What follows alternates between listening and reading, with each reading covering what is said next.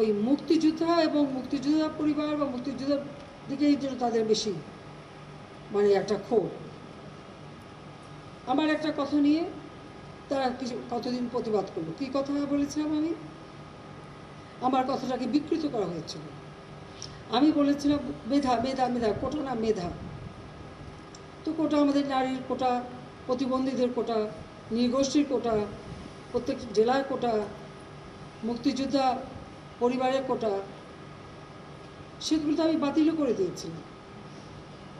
তারপরে কোটা না মেধা, মেধা না কোটা, তো কোটা মেধার মধ্যে এত তফাতের কী আছে? এখানে মেধাই তো হয়। প্রথমে প্রিলিমিনারিতে তাদেরকে পরীক্ষা নেওয়া হয়, এরপর লিখিত পরীক্ষা হয়। লিখিত পরীক্ষা পাশ করলে তখন তাদের ভাইবা নেওয়া হয়। ভাইবা নেওয়ার পরে তারপর যখন পদায়ন করা হয় তখন যারা মেধাবী তারাই পায়। আর অবশ্যই এই কোটাগুলি ভাগ করে দেওয়া হয়। তাহলে যারা পরীক্ষা দিয়ে মেধাবী তারাই তো পাচ্ছে।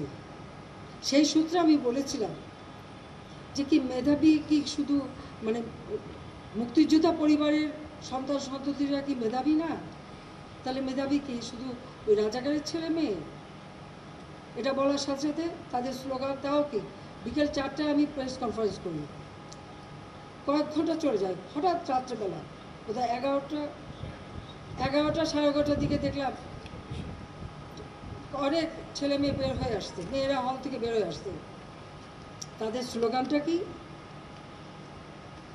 তারা রাজাকার, তুমি কে আমি কে, রাজাকার রাজাকার, তোমার বাবা আমার বাবা, রাজাকার রাজাকার। তার মানে তারা নিজেদেরকেই রাজাকার হিসেবে পরিচয় দিল। আমি তো তাদের রাজাকার বলিনি।